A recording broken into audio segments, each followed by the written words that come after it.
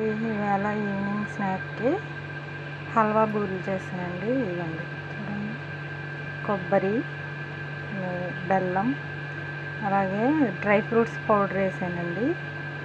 అంటే ముక్కలు పలుకులుగా కాకుండా కొంచెం మెత్తగా వేసాను.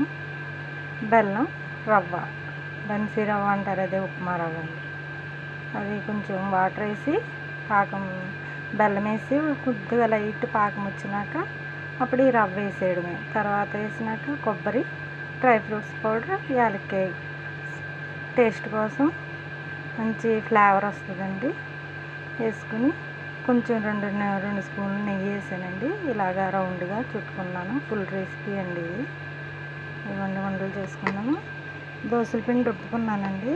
ఇవ్వండి సాల్ట్ కలిపేసాను. ఇప్పుడు బూరెలు వేసుకుందామండి. హల్వా బూరెలు అండి, చాలా బాగుంటాయండి.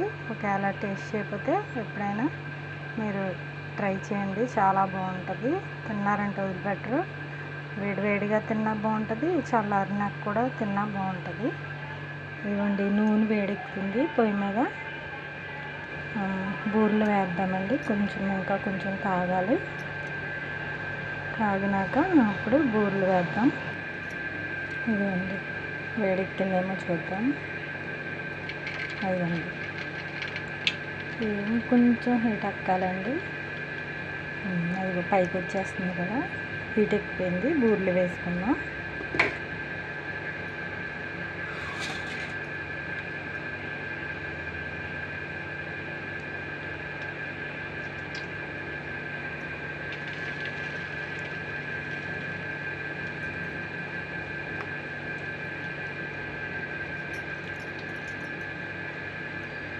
అది ఎలా వచ్చిందో చూసి మిగతా వేద్దామండి. ఇదిగోండి బూరె రెడీ అయిపోయింది. ఉంచండి, చాలా బాగుంటుందండి. ఇదిగోండి చూసాను, బాగుంటే కోట్ సరిపోదేమో అనుకున్నాను, కానీ బాగానే ఉన్నాయండి కోట్. సరే అండి, మళ్ళీ వేసుకుందాం ఇంకొకటి.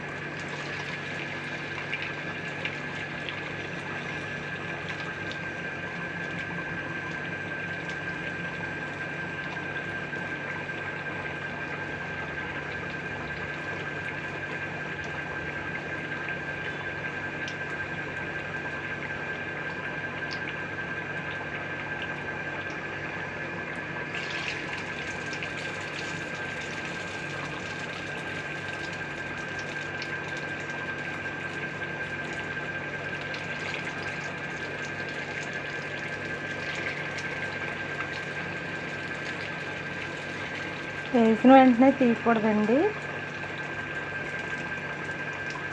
కదపకూడదు. కాసేపు ఆగినాక కదపాలి. చాలా టేస్ట్ అయితే చాలా బాగుంటాయండి. మీరు ఎప్పుడైనా ఇలా ట్రై చేయండి. హల్వా బూరెలు కొంతమంది శనగపప్పు పడదు కదండి, గ్యాస్ అంటారు. అలాంటి వాళ్ళకి ఇది చాలా బాగుంటుందండి. కొబ్బరి వేయకపోతే వారం రోజుల పైన నిల్వ ఉంటాయండి ఇవి. కొబ్బరి వేపుకొని వేసుకుంటే అలా అయినా వారం ఉంటాయి.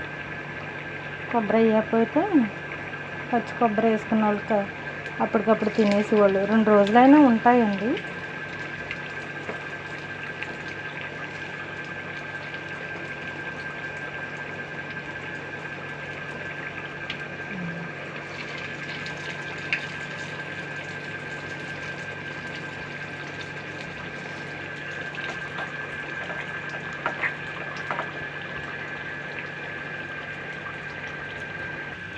ఇదిగోండి అయిపోయింది, మొత్తం వేసేసాను.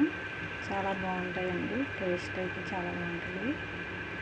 ఆయిల్ కొంచెం పీల్చింది కానండి, ఇది టిష్యూ పేపర్ మీద వేస్తే ఈ ఆయిల్ కూడా ఉండదు. అంతేనండి. ఓకేనండి, ఉంటానండి. లైక్ చేయండి, షేర్ చేయండి, సబ్స్క్రైబ్ చేయండి ఫ్రెండ్స్.